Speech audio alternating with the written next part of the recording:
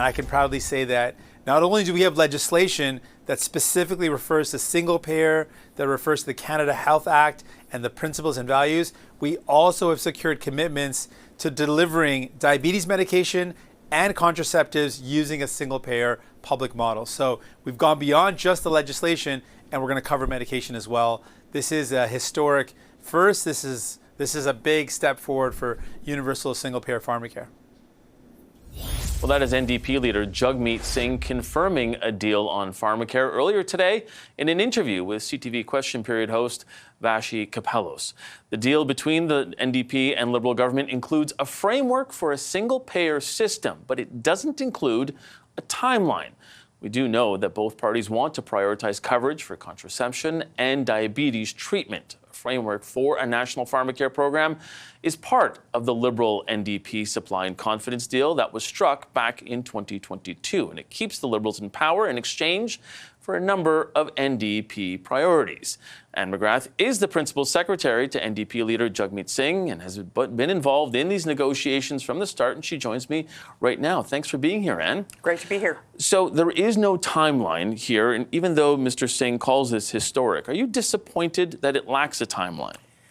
I am not disappointed in that, because I think it does require some negotiations between the federal government and the provinces to actually kind of get the implementation going, for sure. It is historic. This is not something that the Liberals wanted to do. It's certainly something that the Conservatives have opposed vociferously all the way along, and will probably continue to do that. And it actually helps so many millions of Canadians will benefit from this. And I think it really moves the goalpost a long way towards actually getting to the point where we have a national universal pharmacare system. Are you worried that if without a timeline that the Liberals will continue sort of delay on this and not really move to full implementation? Well, all the way along, in everything that we have negotiated, it has required pressure from the NDP to get things actually moving. But I did feel at the table that there was good faith, definitely on both sides, that people were being constructive, that there was a desire to actually do something on this. And so I feel like there were definitely commitments made to move this along, and there are some willing partners. This is the other thing to remember here.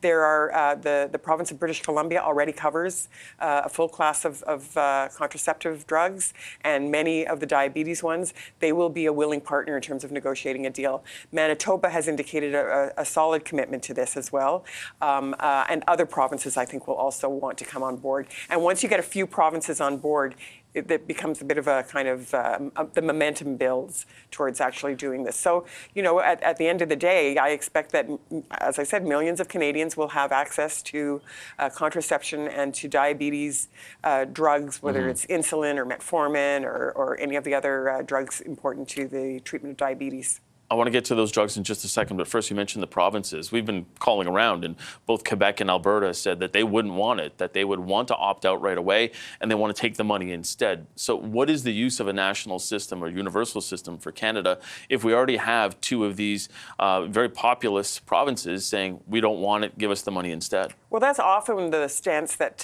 Conservative provinces take at the beginning of negotiations on all of these things. They've done it on childcare, they do it on healthcare. But I did note, for instance, that Ontario just signed the healthcare deal with the federal government in the last week. So I think that you can start there. I mean, my experience in negotiations is where you start isn't always where you end up. I want to talk about that because last week you had said talks were not looking promising. What turned the tide in the last week?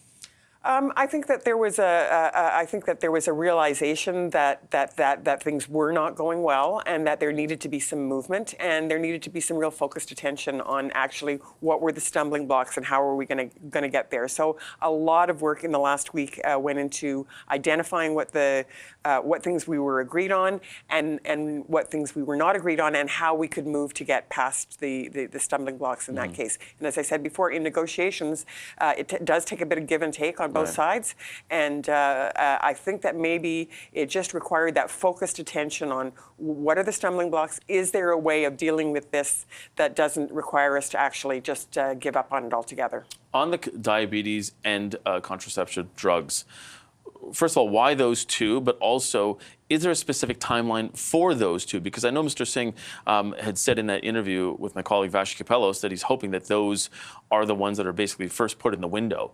So is there a deadline that you want to have for those to be covered for Canadians that the government will have to really sort of meet? Well, I mean, there's going to have to be legislation, and there's going to have to be the negotiations with the provinces. So the deadline is basically like it's imposed through those talks, right? Right. They're going to have to make some movement on those things. And I think that the benefits, the reason for those two drugs, I mean, I would like to see a lot more classes of drugs, Right. but these were the two that we were able to get agreement on, and they will impact millions of Canadians. Contraception is just a basic fairness and equality thing for women, and it'll affect so many. And you know, there should not be women who don't have access to contraceptive drugs in this country. It should not be the case. And diabetes. Certainly, not treating diabetes leads to so many worse health outcomes. And we've got lots of examples of people ending up in the hospital as a result of not having access to prescription drugs. So it will actually, and every study has confirmed this, that coverage of these things actually helps with cost savings in the healthcare system. Right. Down the road. The Liberals have spoken about what they can and can't afford right now, and they've been pretty clear about how fiscally tight they want to be. This deal has no costs attached to it right now. Why didn't you insist on putting the funding in this? Because we know if there isn't any funding to it, well, then it's just a framework, isn't it? Well, there is language that will indicate the beginnings, how we're going to move forward and how we're going to get this done, and there will definitely be costs associated with moving this forward, and you know there's just no way to do this without having costs associated with it, but there are ways of dealing. I mean, you know. It sounds to me like nobody asked about costs when it came to ArriveCan. And it sounds to me like there aren't a lot of costs being asked for when we look at the hiring of consultants through so many government departments. So yes, there are costs involved. There are also savings involved, and there are better health outcomes involved. I want to take a step back now with this agreement. This was one of the last sort of big items to tick off the agreement, tick off the box, I should say. Is it still useful to have in place then for the NDP?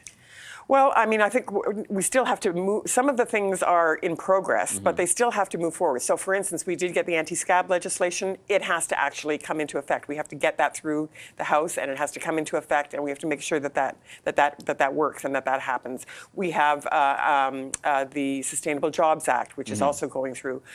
We have the childcare legislation, which is, I believe, in the Senate right now. So there's still a lot of things that are we've got somewhere with them, but they have to actually make their way through the House and be implemented. Okay, and we will be tuning in for that. Anne McGrath, Principal Secretary to NDP leader Jagmeet Singh, thank you so much for being here. Appreciate that. Thank you. All right, we're going to dig